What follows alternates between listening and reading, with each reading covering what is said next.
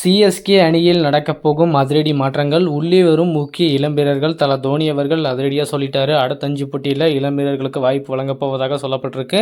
So அப்படி யார் உள்ளே வரப்போகிறாங்க அப்படின்னு பார்த்தீங்கன்னா, முக்கியமாக பார்த்தீங்கன்னா நமக்கு தேவை ஹிட்டர். ஸோ மிடில் ஆர்டரில் வந்து இப்போவுமே வந்து சொதப்பிட்டு தான் இருக்கும். ஸோ அதனால் அந்த இடத்துக்கு ஒரு தரமான ஹிட்டர் நமக்கு தேவை. சிவம் துபே பார்த்தீங்கன்னா ரொம்ப ரொம்ப ரொம்ப ரொம்ப ப்ரெஷர் ஆடிட்டுருக்காரு.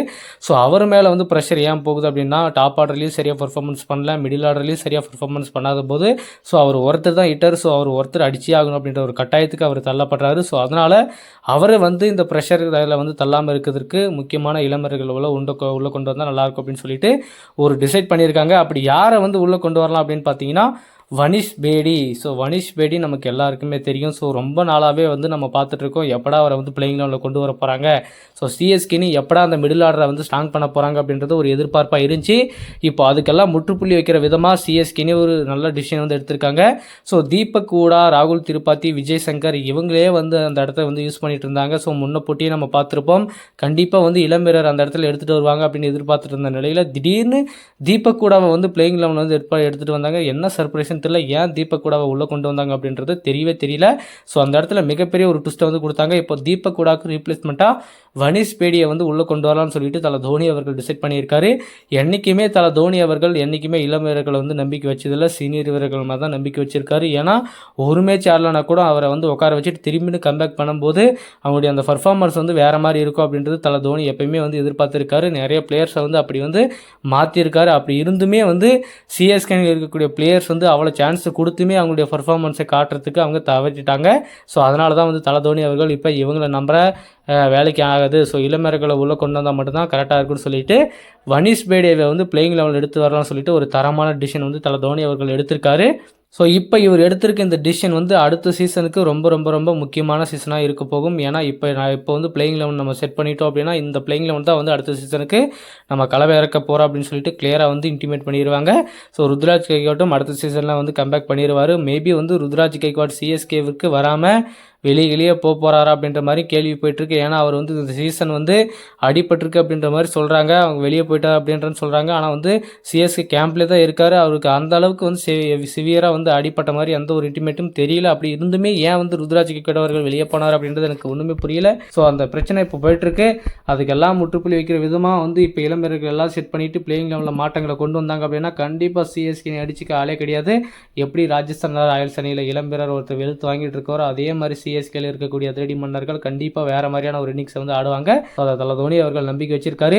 வனிஷ் பேடியை வந்து உள்ளே கொண்டு வர போகிறாங்க. தீபக் கூடாவுடைய ரீப்ளேஸ்மெண்ட்டுக்கு வனிஷ் பேடியை வந்து உள்ளே கொண்டு வர போகிறாங்க. கண்டிப்பாக ஒரு ஸ்ட்ராங்கான பிளேயரை வந்து சூஸ் பண்ணியிருக்காங்க. கண்டிப்பாக அவரை வந்து ட்ரை பண்ணி பார்க்கணும். ஏன்னா டொமஸ்டிக்கில் வந்து அந்தளவுக்கு டெல்லி பிரீமியர் லீக்கில் வந்து செம்மையான ஒரு பர்ஃபார்மன்ஸை கொடுத்துருக்காருங்க. 80, 40, 90 அப்படின்னு சொல்லிட்டு ஏகப்பட்ட ரன் அடிச்சிருக்காரு. ஏகப்பட்ட சிக்ஸர்களை வந்து பறக்க விட்டுருக்காருங்க. ஸோ ஒரே இன்னிங்ஸில் பல சிக்ஸர்களை வந்து அவர் அடிச்சிருக்காரு.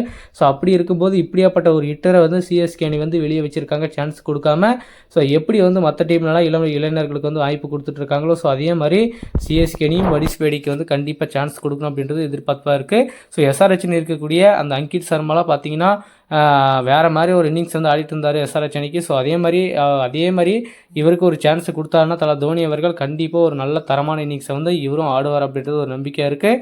ஸோ அடுத்தடுத்து வரக்கூடிய 5 போட்டிகளில் சிஎஸ்கேவுடைய பிளேயிங் லெவன் என்னவாக இருக்க போகுது, ஸோ எந்த மாதிரியான மாற்றத்தோடு தல தோனி அவர்கள் அந்த பிளேயிங் லெவனை வந்து களமிறக்க போகிறார் அப்படின்றத நம்ம பொறுத்திருந்து பார்க்கலாம். ஸோ இப்போதைக்கு சிஎஸ்கேவுடைய பிளேயிங் லெவனில் ஒரு சில சேஞ்சஸ்ன்றது, ஸோ வனிஷ் பேடி அவர்கள் உள்ளே வர போகிறாரு, தீபக் கூட அவர்கள் மீண்டும் வெளியே போகிறாரு. அப்படி இல்லைனா தல தோனி அவர்கள் அந்த சான்ஸை கூட கொடுக்காம அவரே கூட ஆரோக்கியத்துக்கான வாய்ப்புகள் இருக்குங்க. ஸோ அதுதான் வந்து தல தோனி அவர்களுடைய மைண்ட் செட்டே. ஸோ என்ன பண்ண போகிறார், அடுத்து இருக்கக்கூடிய 5 போட்டியில் வனிஷ் பேடியை வந்து சிஎஸ்கே அணி பயன்படுத்துமா இல்லையா அப்படின்றத நம்ம பொறுத்திருந்து பார்க்கலாம். வனிஷ் பேடி அவர்கள் பிளேயிங் லெவலில் இடம் பிடிச்சா எப்படி இருக்கும், ஸோ அவருடைய பர்ஃபார்மன்ஸ் கண்டிப்பாக நல்லா இருக்குமா இல்லையா அப்படின்றத பற்றி உங்களோட கருத்துக்கள் என்ன. ஸோ அதே மாதிரி வனிஷ் பேடி அவர்கள் தீபக் கூட பிளேஸ்மெண்ட்டுக்கு கரெக்டாக இருப்பாங்களா இல்லை வேறு யாராச்சும் உள்ளே வந்து பயன்படுத்தினா நல்லாயிருக்கும் அப்படின்றத பற்றி உங்களுடைய கருத்துக்கள் என்னன்றதை மறக்காமல் கமெண்ட்டில் சொல்லுங்கள். ஸோ இன்றைய போட்டி ரொம்ப ரொம்ப ரொம்ப முக்கியமான போட்டியாக இருக்க போகுது. Delhi Capitals vs Kolkata night Riders அணி இன்னைக்கு மோத போகிறாங்க. ஸோ டெல்லி கேபிட்டல்ஸ் அணி கண்டிப்பாக அடுத்தடுத்த போட்டியில் வந்து ஜெயிச்சா மட்டும்தான் உள்ளே போகிற அப்படின்ற ஒரு சுச்சுவேஷனில் இருக்காங்க. ஏன் அப்படின்னா முன்ன போட்டியில் பார்த்தீங்கன்னா டெல்லி அணி ஆர்சிபி கிட்ட தோல்வியை சந்திச்சு இப்போ 9க்கு 6 ஜெயிச்சு கிட்டத்தட்ட 12 புள்ளிகளோட புள்ளிப்பட்டியில் 4வது இடத்துல இருக்காங்க. ஸோ கேகேஆர் அணிக்குமே ரொம்ப ரொம்ப ரொம்ப முக்கியமான போட்டி.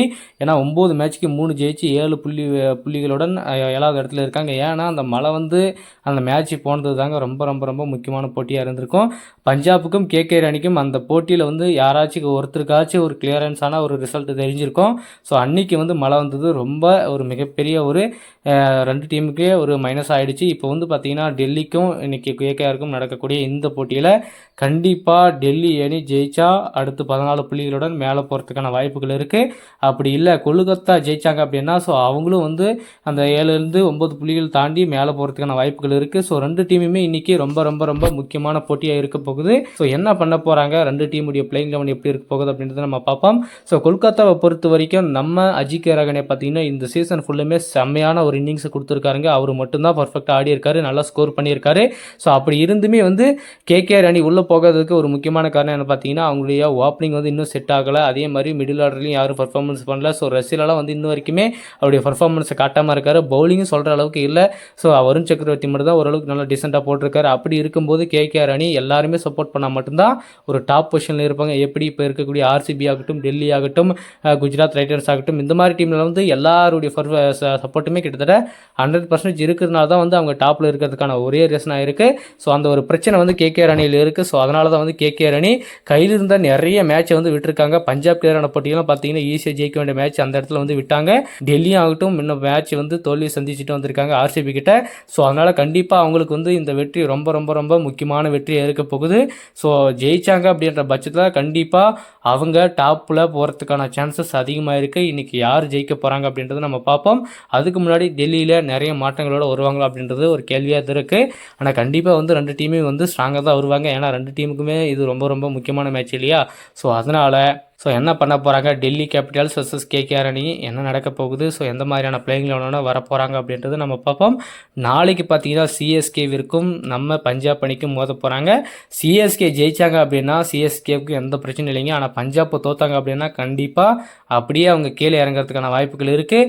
ஸோ டோட்டலி பார்த்தீங்கன்னா இப்போ புள்ளிப்பட்டியில் நிறைய மாற்றங்கள் ஆகிடுச்சு. பார்த்தீங்களா, தோல்வியை ஒவ்வொரு அந்த டாப்பில் இருக்கிற டீம் எல்லாமே தோல்வியை சந்திக்க அந்த புள்ளிப்பட்டியல் வந்து ஃப்ரீயாக ஒரு இதுக்கு வந்து ஆகிடுது.